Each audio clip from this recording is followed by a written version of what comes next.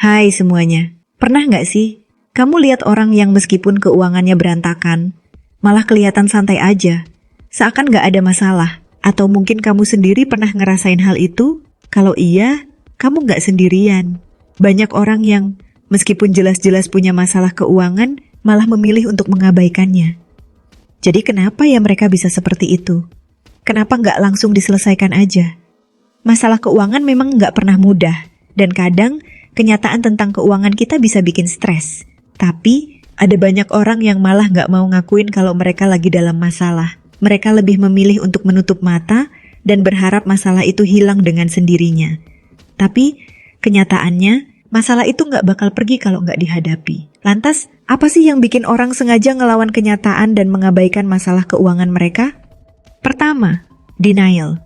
Menghindari kenyataan yang terlalu berat untuk dihadapi. Salah satu alasan utama kenapa orang bisa memilih untuk mengabaikan masalah keuangan mereka adalah karena mereka berada dalam kondisi denial atau penolakan.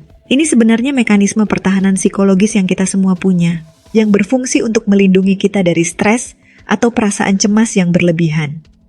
Jadi, alih-alih menghadapinya, kita lebih memilih untuk nggak memikirkannya dan berharap semuanya bakal baik-baik aja. Misalnya, kalau kamu punya utang yang numpuk atau tagihan yang nggak ada habisnya, pasti awalnya kamu bakal ngerasa tertekan banget.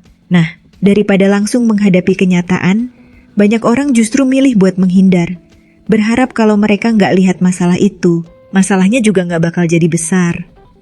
Tapi, ini justru bikin masalah makin lama makin parah kan? Seringkali, orang yang menghindari masalah keuangan nggak mau ngakuin bahwa mereka ada di posisi yang sulit. Mereka mungkin merasa malu atau takut kalau orang lain tahu kalau mereka nggak bisa mengelola keuangan dengan baik. Itulah kenapa mereka lebih memilih buat menutup mata daripada mengambil langkah nyata buat memperbaiki situasi mereka.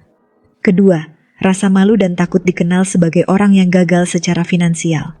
Masalah keuangan memang seringkali bikin orang merasa malu, apalagi di dunia yang penuh dengan standar hidup tinggi seperti sekarang ini. Kamu pasti sering kan? Lihat orang yang kelihatan sukses banget, mungkin punya mobil keren, rumah besar, atau selalu berlibur ke tempat-tempat eksklusif? Nah, ada banyak orang yang merasa kalau mereka nggak bisa mencapai standar itu, berarti mereka gagal. Ini membuat mereka takut untuk mengakui kalau mereka punya masalah keuangan. Padahal, masalah keuangan itu bisa terjadi pada siapa aja. Kalau kamu punya utang atau kesulitan mengatur pengeluaran, itu nggak berarti kamu gagal. Tapi sayangnya, banyak orang merasa malu buat ngakuin kalau mereka lagi kesulitan secara finansial. Ini juga yang sering bikin mereka memilih untuk menutup mata dan gak peduli sama masalah keuangan yang mereka hadapi. Contohnya, mungkin kamu pernah lihat seseorang yang terus-terusan beli barang branded, padahal mereka lagi terjebak utang. Kenapa? Karena mereka gak mau orang lain tahu kalau mereka gak bisa ngatur duit. Ini contoh nyata gimana rasa malu bisa bikin seseorang ngelawan kenyataan dan mengabaikan masalah keuangan mereka. Ketiga, tekanan sosial. Hidup sesuai standar sosial media.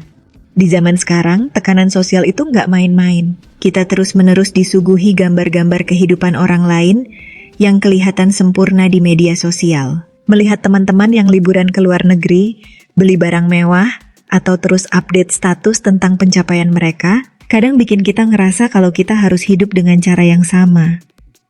Bahkan, banyak yang merasa kalau mereka nggak bisa memenuhi standar ini, mereka akan dianggap ketinggalan atau gagal.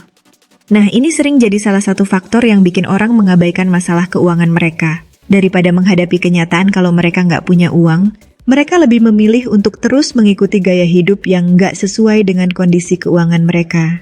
Mereka takut kalau nggak ikut tren atau nggak tampil sesuai ekspektasi sosial, orang akan menganggap mereka nggak sukses.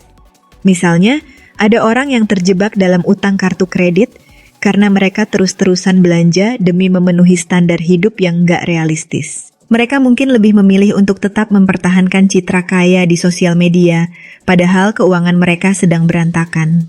Dan ini yang sering jadi masalah, tekanan untuk tampil sempurna, kadang bikin kita menutup mata dari kenyataan yang ada. Keempat, kebiasaan buruk, menunda-nunda masalah keuangan. Kebiasaan buruk dalam mengelola keuangan juga nggak kalah pentingnya dalam menciptakan masalah ini. Kadang, masalah keuangan muncul karena kebiasaan buruk yang sudah bertahun-tahun terbentuk.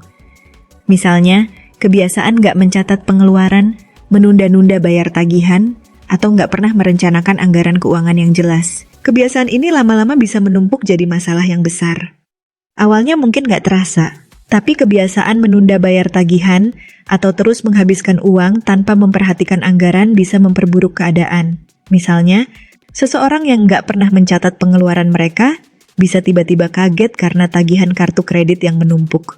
Padahal, kalau dari awal mereka lebih disiplin dalam mencatat dan mengelola keuangan, masalah seperti ini bisa dihindari. Mengubah kebiasaan buruk ini memang nggak mudah, tapi itu langkah pertama untuk keluar dari financial denial. Dengan mulai mencatat pengeluaran, membuat anggaran, dan membayar tagihan tepat waktu, kita bisa mulai memperbaiki kondisi keuangan yang mungkin udah berantakan. Kelima, rasa takut mengubah gaya hidup, menyesuaikan diri dengan perubahan. Mengubah cara hidup itu susah, apalagi kalau udah terbiasa dengan gaya hidup yang konsumtif. Misalnya, kebiasaan untuk makan di luar, beli barang-barang mahal, atau sering bepergian ke tempat yang jauh. Nah, perubahan itu pasti terasa berat, apalagi kalau orang udah terbiasa dengan kenyamanan hidup seperti itu. Jadi, meskipun tahu kondisi keuangan mereka lagi nggak baik, banyak orang yang lebih memilih buat mempertahankan gaya hidup mereka, ketimbang mulai hidup lebih hemat. Tapi, kenyataannya, perubahan itu bisa jadi hal yang sangat positif. Kalau kamu mulai ngurangin pengeluaran untuk hal-hal yang nggak perlu dan mulai menabung atau investasi, keuangan kamu bisa jadi lebih sehat dalam jangka panjang. Memang, awalnya susah dan bikin cemas, tapi percayalah, langkah kecil untuk mengubah gaya hidup itu akan membawa hasil yang baik nantinya. Nah, setelah kita tahu hal yang bikin banyak orang sengaja ngelawan kenyataan dan mengabaikan masalah keuangan mereka, lalu, gimana caranya supaya kita nggak terjebak dalam financial denial terus-menerus? Pertama-tama, kita harus mulai menerima kenyataan. Masalah keuangan itu nggak bakal selesai kalau kita nggak ngakuin kalau ada masalah. Setelah itu, coba deh buat anggaran keuangan. Catat semua pemasukan dan pengeluaran. Dan tentukan prioritas untuk kebutuhan yang paling penting. Dengan cara ini, kita bisa lebih sadar tentang kemana uang kita pergi. Langkah selanjutnya adalah mulai mengurangi pengeluaran yang nggak penting. Kalau kamu sering beli barang-barang yang nggak perlu atau sering makan di luar, coba deh buat perencanaan yang lebih baik. Mulailah hidup lebih sederhana dan lebih fokus pada tujuan finansial jangka panjang. Dan yang nggak kalah penting, cari bantuan kalau kamu merasa kesulitan. Jangan malu untuk bertanya atau minta saran dari ahli keuangan. Ada banyak konsultan atau aplikasi keuangan yang bisa membantu kita untuk mengelola uang dengan lebih baik. Mengabaikan masalah keuangan memang terasa lebih mudah pada awalnya. Tapi pada akhirnya itu hanya akan memperburuk keadaan. Banyak orang terjebak dalam financial denial karena berbagai alasan, seperti rasa malu, kebiasaan buruk, atau tekanan sosial. Tapi, yang terpenting adalah kita bisa mulai menghadapinya, langkah demi langkah. Dengan merencanakan pengeluaran, mengurangi gaya hidup konsumtif, dan mencari bantuan jika diperlukan, kita bisa memperbaiki keuangan kita. Nah, sampai di sini dulu pembahasan kita hari ini. Semoga bermanfaat. See you di next video.